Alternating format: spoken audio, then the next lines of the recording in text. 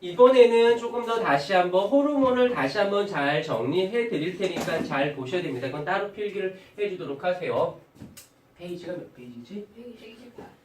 페이지 128에 호르몬이라고 하는 물질에 대해서 좀 알고 좀 정리 좀 해드리도록 할게요. 호르몬이라고 하는 물질은 아까도 얘기했지만 항상성을 하는 데 있어서 중요한 물질이고 지속적이면서 느리긴 하지만 작용 범위가 넓은데 여기서 잘 보셔야 돼요. 이 호르몬이라고 하는 물질은 일단 생성되어지는 생성 장소와 그 다음에 사용되어지는 사용 장소가 어떻게 되어 있냐면 분리되어져 있어요. 만들어지는 것 따로, 사용되어지는 것 따로. 여기까지는 이해됐어. 외우는 게 아니라 그냥 먼저 이해를 해줘야 돼. 이해가 되면 그 다음부터 무조건 외워야 되는데 이 사용 장소를 사람들이 사용 장소라고 하지 않고 바로 표적 기관이라고도 합니다. 그 다음에 같은 말로는 기질이라는 말로도 씁니다. 같은 말.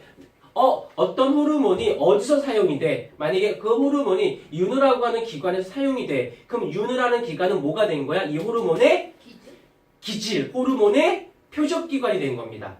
그러니까 표적이 뭐야? 표적. 스나이퍼가 어떤 암살을 하기 위해서 어떻게 표적을 하나 정하죠. 그래서 걔한테만 가서 작용을 할 거 아니야.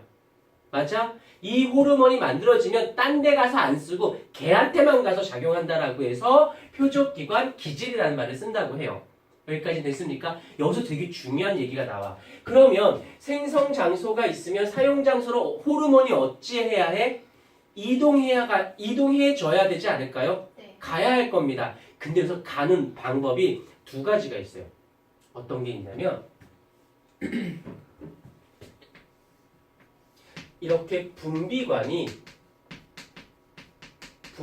있어. 따로. 관이 있어서 만들어지는 곳과 사용되는 곳에 관이 있어 글로 타고 가면 돼. 근데 분비관이 어떤 경우도 있냐면 분비관이 없는 경우도 있대요. 이렇게 만들어져서 분비관을 통해 가는 경우가 있고 만들어서 분비관 없이 가는 경우 두 가지가 있다고 합니다. 이때 우리 몸에서 하고 있는 거야. 그런데요, 그게 왜? 그럼 여기서 한번 생각해보자. 어디에는 분비관을 둬야 되고 어디에는 분비관을 안 두고 있어. 인상 쓰지 말고. 그치. 자, 분비관이 있는 경우는 뭐냐면 바로 외부로 갈 때는 분비관이 있어야 되고 내부로 갈 때는 분비관이 없다고 합니다. 잘 생각해보자. 집에서 엄청나게 큰 부자에서 뭐 100평, 200평의 집을 제외하고는 집에는 길이 있니?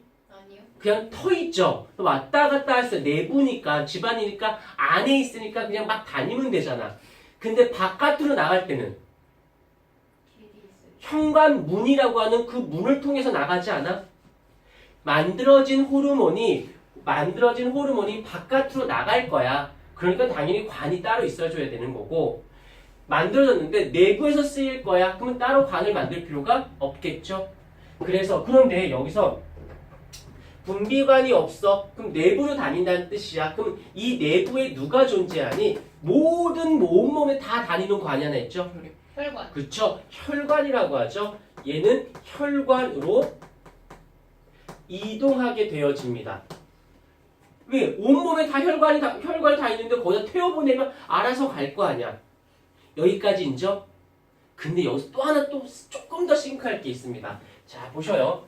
생성되어지는 장소가 있어. 이제 이거를 사람들이 뭐라고 이야기를 하는 거냐면 얘를 외부로 나간다라고 해서 외분비선이라고 얘기하는 거고 이건 내부로 다닌다라고 해서 내분비선이라고 이야기를 하는 겁니다.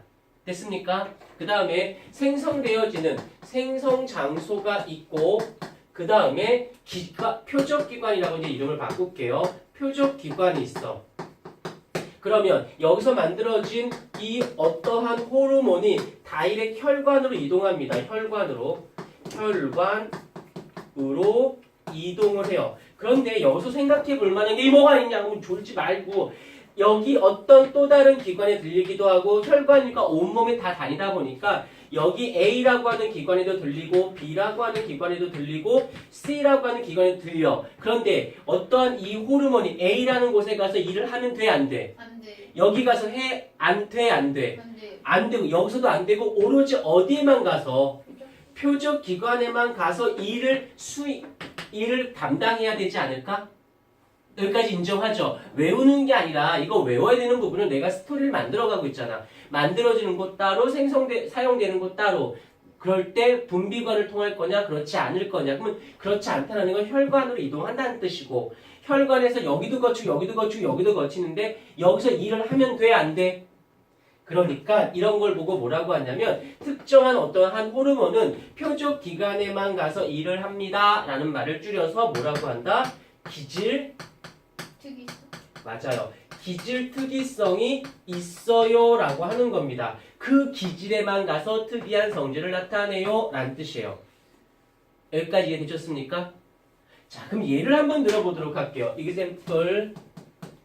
자, 티록신이라는 물질이 있어. 티록신. 티록신이라고 하는 얘는 호르몬입니다. 이 호르몬은 가서 어디 가서 일을 담당하냐면 갑상선이라고 하는 기관이 있어. 갑상선은 목 주위에 있는 거야. 얘가 표적기관이야. 그러면 이 티록신이라고 하는 아이가 심장에 갔어. 간에 갔어. 눈에 갔어. 코에 갔어. 어딜 가던 일을 해 안 해? 하지 않고 어디에만 가서? 갑상선에만 가서. 그런데 여기서 잘 봐야 됩니다. 그런데 돼지도 갑상선이 있어요. 소도 갑상선이 있어요. 말도 갑상선이 있어요. 그러면 이 티록신은 돼지에 가서도 소에 가서도 말에 가서도 기능을 할까요? 안 할까요? 해요. 기능 수행을 하죠. 네. 왜? 지금 이건 사람의 티록신이야. 사람의 티록신이야. 사람의 티록신이 사람에서 내가 만든 티록신이 사람인 게 중요해? 갑상선인 게 중요해? 그치, 갑상선인 게 중요한 거죠. 오케이. 그래서 이렇게 기질 특이성, 그 기질에만 가서 일을 하지만 같은 종이라면, 같은 종끼리라면 그런 특이적 성질을 나타내지 않는다? 종 특이성이 없다라고 하는 겁니다.